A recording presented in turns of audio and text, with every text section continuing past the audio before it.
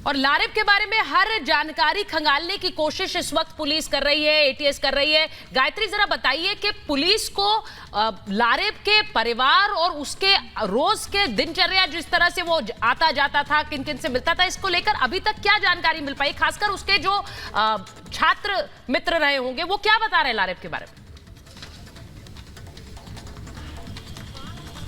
देखिए सुचाइता, ज्यादातर लोग तो इस पूरे मामले पर बोलने को बिल्कुल तैयार नहीं है। जो माँ बाप हैं वो फरार बताए जा रहे हैं। इसके अलावा जो रिश्तेदार हैं वो भी कुछ सीधे तौर पर बताने के लिए तैयार नहीं है। सिर्फ उसके व्यवहार के बारे में बताया जा रहा है कि वो बहुत ज्यादा किसी से बातचीत नहीं करता था, बहुत ज्यादा किसी से मिलता जुलता नहीं था।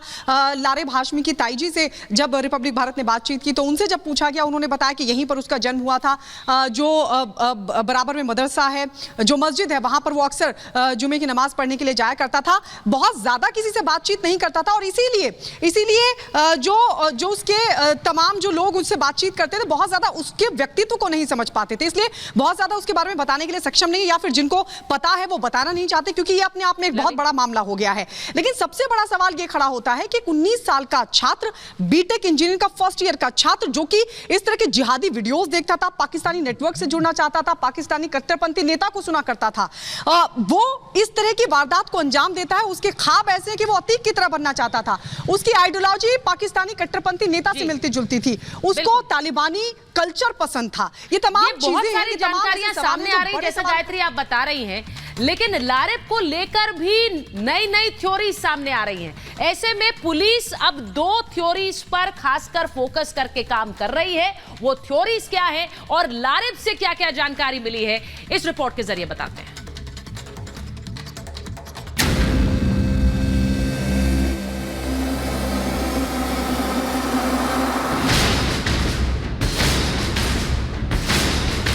उनकी आइडियोलॉजी हम लोग से मिलती है तो सर, वो इसलिए कि जो गुस्ताख लोग हैं उनको पैगाम देने के लिए। चापड़ कांड की जांच जैसे जैसे आगे बढ़ रही है, कई नई नई थ्योरी सामने आ रही हैं। लारेब ने आखिर बस कंडक्टर पर हमला क्यों किया, इसे लेकर चर्चाओं का बाजार गर्म है। कोई कह रहा है कि ये पूरा विवाद किराए के पैसे मांगने से शुरू हुआ, तो किसी का दावा है कि लारेब पहले से ही कंडक्टर का सर तन से जुदा करने की ठान कर आया था। ऐसे में पुलिस की जांच इन्हीं थ्योरी के इर्द गिर्द घूम रही है। पहली थ्योरी के मुताबिक किराए को लेकर विवाद हुआ। भाड़ा मांगने पर लारेब का कंडक्टर से झगड़ा हुआ। कंडक्टर ने लारेब के दोस्तों के सामने उसकी बेइज्जती की, जिससे लारेब को गुस्सा आया और उसने कंडक्टर पर चापड़ से हमला कर दिया। पहली थ्योरी की जांच के दौरान पुलिस ने घायल बस कंडक्टर के साथी समेत बस में मौजूद दूसरे सवारियों के बयान लिए हैं। सभी ने इस वारदात के पीछे किराए के पैसों को लेकर हुए विवाद को वजह बताया। दूसरी थ्योरी की बात करें तो कहा जा रहा है कि लारेब ने पहले से हमले की प्लानिंग कर रखी थी। धर्म के अपमान पर उसे गुस्सा आया और उसने कंडक्टर पर लोन वुल्फ अटैक किया। लारेब के आतंकी कनेक्शन की जांच की जा रही है। साथ ही लारेब पर पाकिस्तान मौलाना के प्रभाव की बात भी सामने आई है।